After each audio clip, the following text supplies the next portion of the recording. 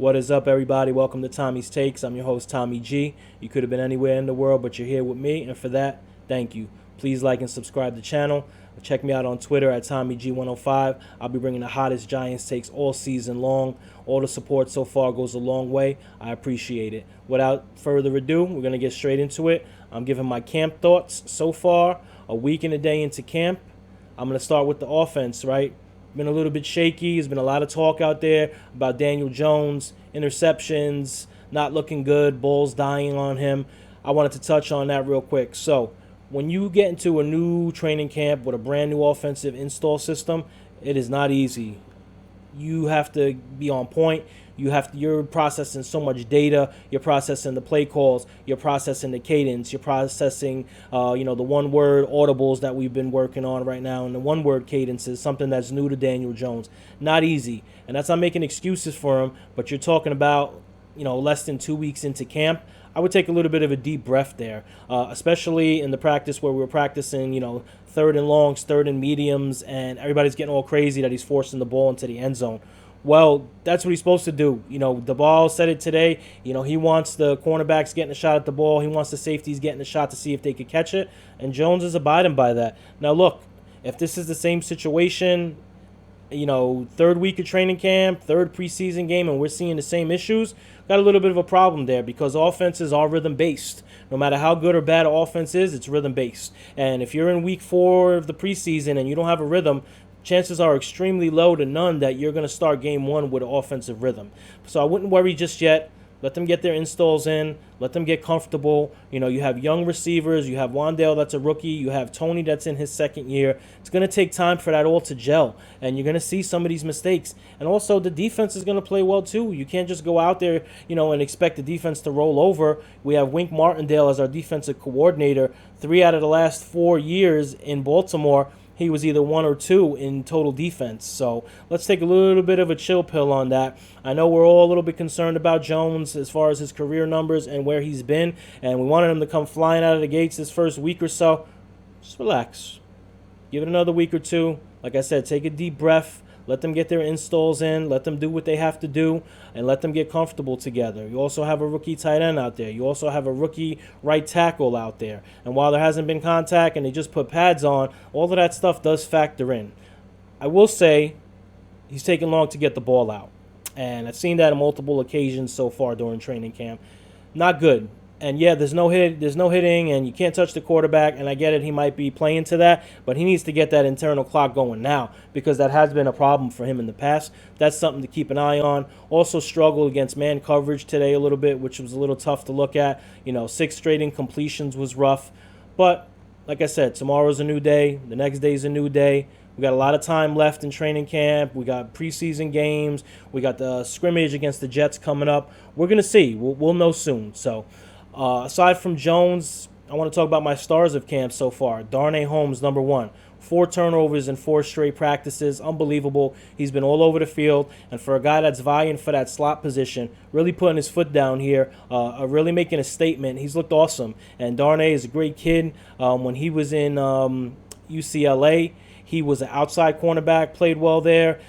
Giants wanted to put him in the slot because he is a little bit more of a smaller frame. He is a little bit shorter. But it seems like wherever you're going to put this kid, which is 99% chance going to be in the slot, he's going to make plays, and he's been making plays so far. I love it. Our secondary has been a big question mark all offseason long. So to have Darnay step up so far in camp, again, it's early, has been a great sign. Second one is Wandel Robinson. It's been reported multiple places that he's been the star at camp so far. You've seen him score a couple of touchdowns. He's in the backfield. He's in a slot. He's on the outside. Jet sweeps, motions. Really, he's everywhere all over the field. And that's what this Giants offense needs. Do we need regular playmakers? Of course. But we need dynamic playmakers. We need guys that could score from any spot of the field, that could be moved in motion. Ultimately, he is a smaller receiver, so you do want to have him in motion. You do want to eliminate the press as much as you can. And they've done a good job so far in camp. Another player I have is Shane Lemieux. Another comeback story. Only played 17 snaps last season. Struggled his rookie year. He's coming right away and looked great. He's moved to center with the Feliciano, dehydration or whatever's going on there. And he's looked great at center. And I really like the combination of Lemieux at center and Azudu at left guard. I mean, it's really worked very well. It's early, like I've said multiple times. but it's worked well so far. Those are my 3 stars: Darnay Holmes, Shane Lemieux, and Wandel Robinson. And I hope they keep it up because we need help at all the areas. We need help at left guard or center, whatever it is. We need help at wide receiver with some of the injuries and inexperience we have had there. And we absolutely need help at cornerback. I do want to talk about the offensive line. I think they've looked pretty good except for maybe one practice.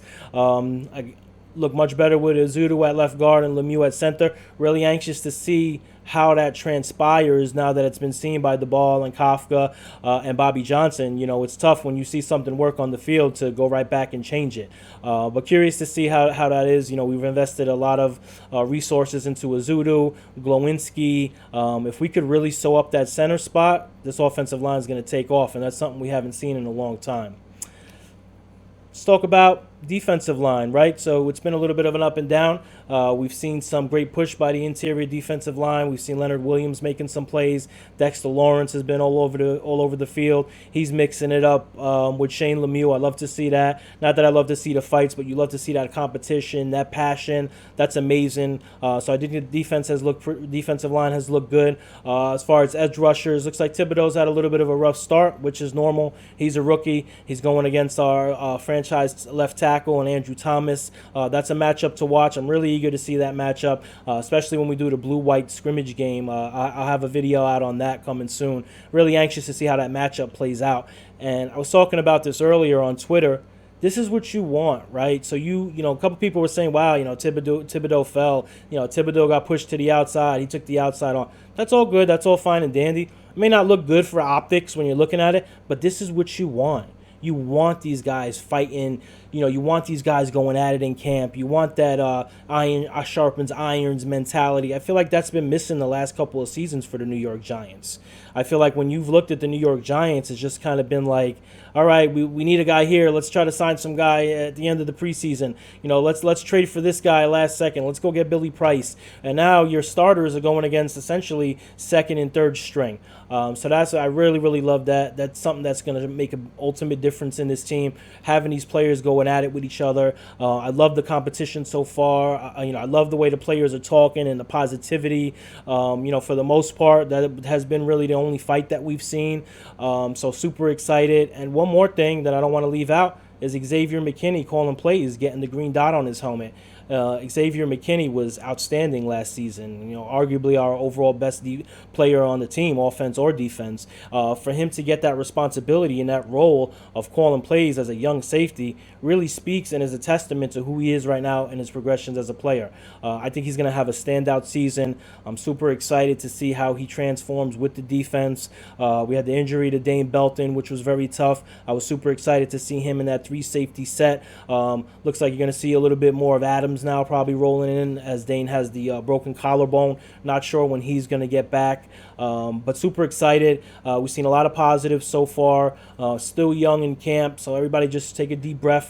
We're going to know very, very soon, and we're going to have the answers to the test and the questions we've had out there. Just take a deep one. I know the Giants have struggled. I know we haven't gotten wins and, you know, 5 straight seasons of 10 losses or more, and it's been tough. But let this play out. You got a new coaching staff, new installs, young players at virtually almost every position. Let's just see what happens. I'm pumped.